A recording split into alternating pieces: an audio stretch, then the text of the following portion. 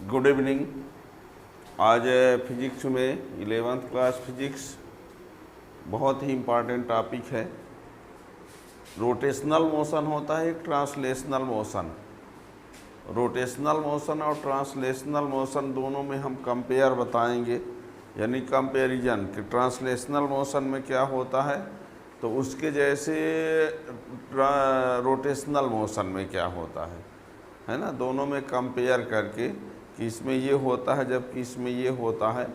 तो ये सब कुछ जानने के लिए आपको चैनल में स्टार्ट से लास्ट तक जब पढ़ेंगे तभी समझ में आएगा, है ना। चैनल में जो नए हैं चैनल सब्सक्राइब कर लेंगे तो ऐसे वीडियो का नोटिफिकेशन भी मिलता रहेगा। तो टॉपिक जो है वो है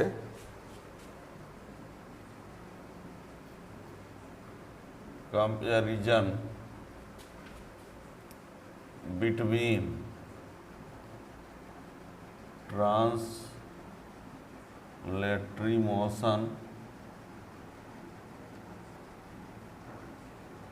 एंड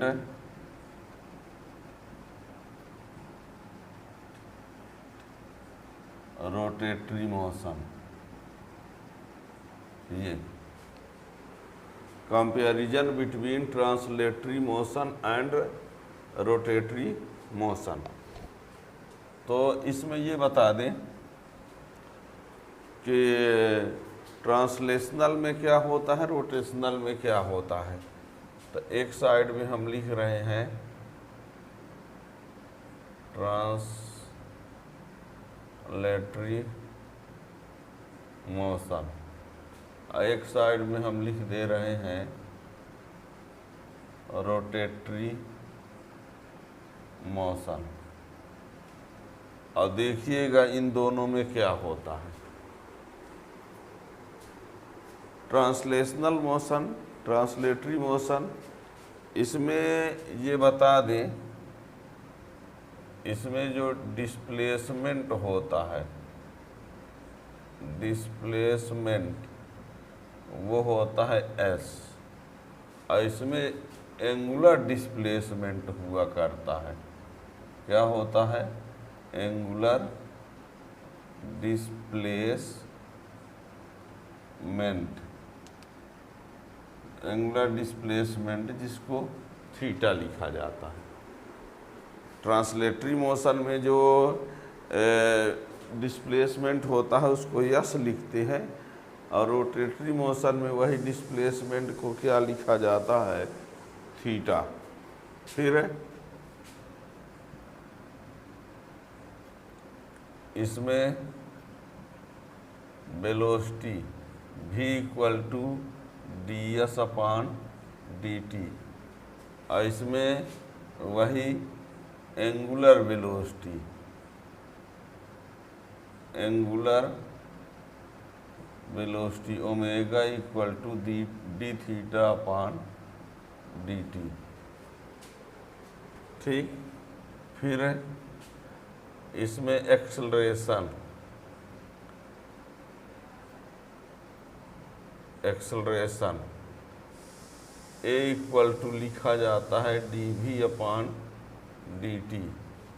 और इसमें जो होता है वो होता है angular acceleration alpha equal to d(ω/dt). ठीक। फिर इसमें ये बता दें, डिस्प्लेसमेंट हो गया, वेलोसिटी हो गया, एक्सेलरेशन हो गया। इसमें लीनियर मास, लीनियर इनर्शिया,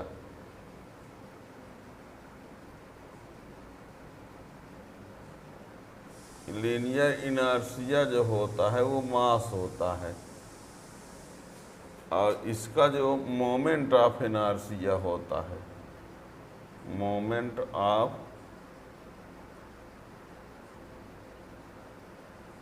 आई, बल्कि ये सिग्मा m/2।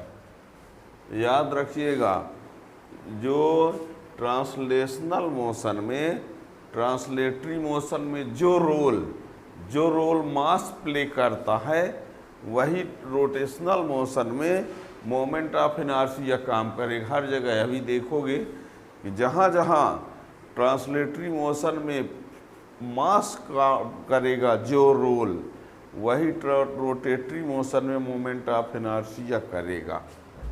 है जैसे मान लीजिए इसमें हम फोर्स लाते हैं, फोर्स, तो ये एफ फोर्स है, F equal to M A होता है, और इसमें फोर्स की जगह पर टार्क होता है। क्या होता है?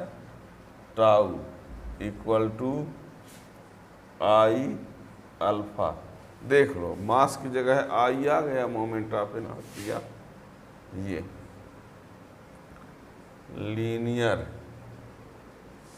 Linear momentum P equal to होता है mv, और इसमें angular momentum L equal to होता है I omega. L equal to I omega होता है। 7वें नंबर पर लिख रहे हैं, जैसे इसमें वर्क की बात कर लिया जाए, वर्क W इक्वल टू होता है Fs, और इसमें वर्क W इक्वल टू होता है टाउ डी थीटा, यहाँ ds भी लिख सकते हो। ठीक है। 8वें नंबर पर यदि हम बात करें कि इसकी पावर की, तो पावर P इक्वल टू होता है F इंटू वेलोसिटी, और इसमें पावर इक्वल टू होता है P equal to torque into omega. ये इसमें 9 point kinetic energy, kinetic energy K equal to half mv square. इसमें मान लीजिए हम काइनेटिक एनर्जी की बात करें, K ही लिखो चाहे E लिख देते हैं इसमें, और इसमें हाफ आई ओमेगा स्क्वायर। देख लीजिए काइनेटिक एनर्जी, इसमें मास है, क्या है इसमें? मास। तो जो हमने कहा ट्रांसलेटरी में जो मास होता है, रोटेटरी में वही होता है मोमेंट ऑफ इनर्शिया। आई क्या है? मोमेंट ऑफ इनर्शिया है। और इसमें भी वेलोसिटी है, तो उसमें ओमेगा क्या है? Angular velocity. ठीक, यानी हमने यही ना बताया कि जो ट्रांसलेटरी मोशन में मास होता है, वो रोटेटरी मोशन में क्या होता है? Moment of inertia. ठीक है ना? तो ये रहा। अब यहाँ कुछ और भी पॉइंट हैं, इतने ही नहीं, तो और इधर लिखे देते हैं ऊपर, देखना।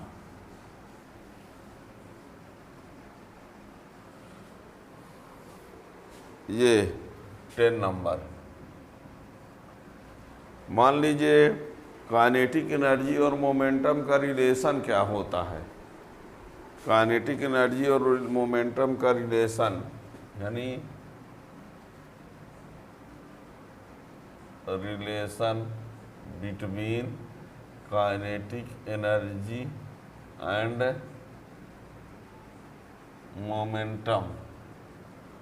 तो P equal to root of 2mk, P equal to root of 2mk। और इस वाले में यही 10 नंबर, P को क्या लिखेंगे? L, और ये 2IE। क्या कहा हमने? देखिए इसमें जो रोल क्या है? मास कर रहा है, ट्रांसलेटरी मोशन में जो रोल मास कर रहा है, रोटेटरी में वही क्या कर रहा है, मोमेंट ऑफ इनर्शिया।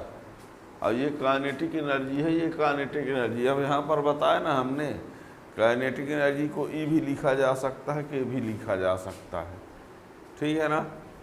इसमें ऐसा कुछ तो नहीं जिसको ना जानते हो। जैसे आई मोमेंट ऑफ इनर्शिया है, अल्फा एंगुलर एक्सेलरेशन है, लिखा तो एंगुलर एक्सेलरेशन, टार्क है ये, ठीक है ना, यल एंगुलर मोमेंटम है। तो ये रहा। अब 11 नंबर में, 11 नंबर में हम क्या कर देते हैं कि equation of motion,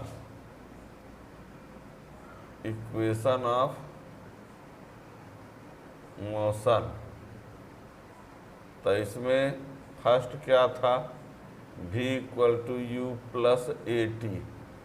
second equation क्या था, s equal to u t plus half a t square.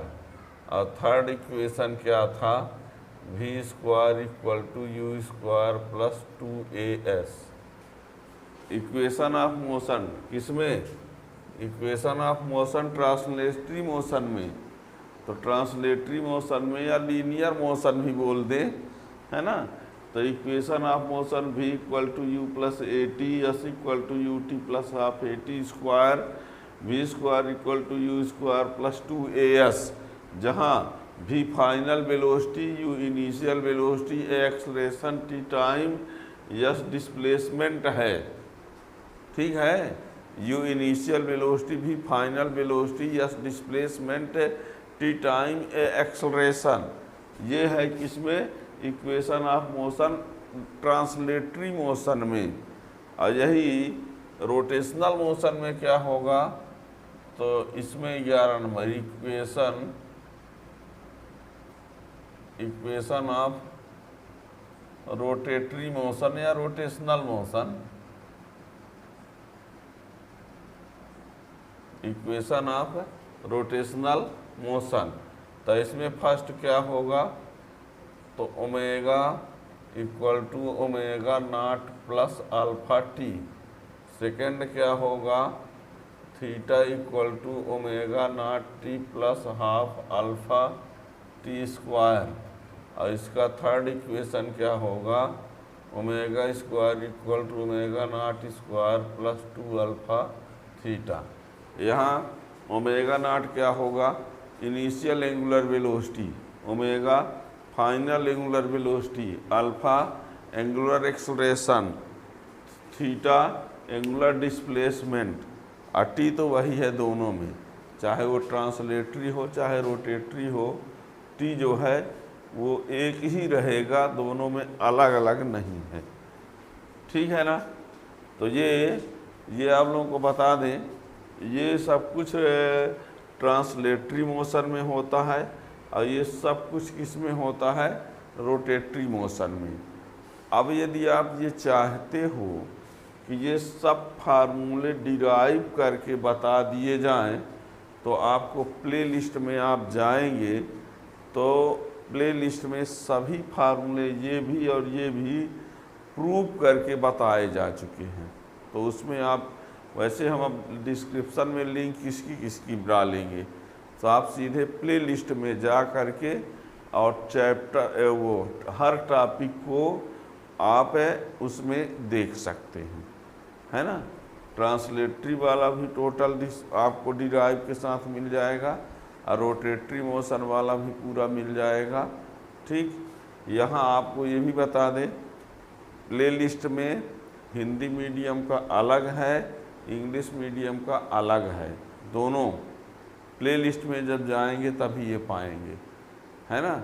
वैसे यदि आप ये सोचे कि हम वीडियो में देखते रहें तो ये पहले से बताए देते हैं प्रिकॉशंस के लिए, आपको आसानी रहेगी कि आप चैनल में जाने के बाद जब प्ले लिस्ट में जाएंगे तो हिंदी मीडियम का अलग है, इंग्लिश मीडियम का अलग है। जो जिस मीडियम के हो आप उस मीडियम वाले प्ले लिस्ट में जाएंगे और चैप्टर वाइज पूरी फिजिक्स आप देख सकते हो, ठीक। इसी प्रकार 12th क्लास का भी है, यानी 11th class, 12th class, Hindi medium, English medium और बड़े कंपटीशन के बेस पर भी कुछ एक प्लेलिस्ट में और भी टॉपिक दिए गए हैं, ठीक है ना।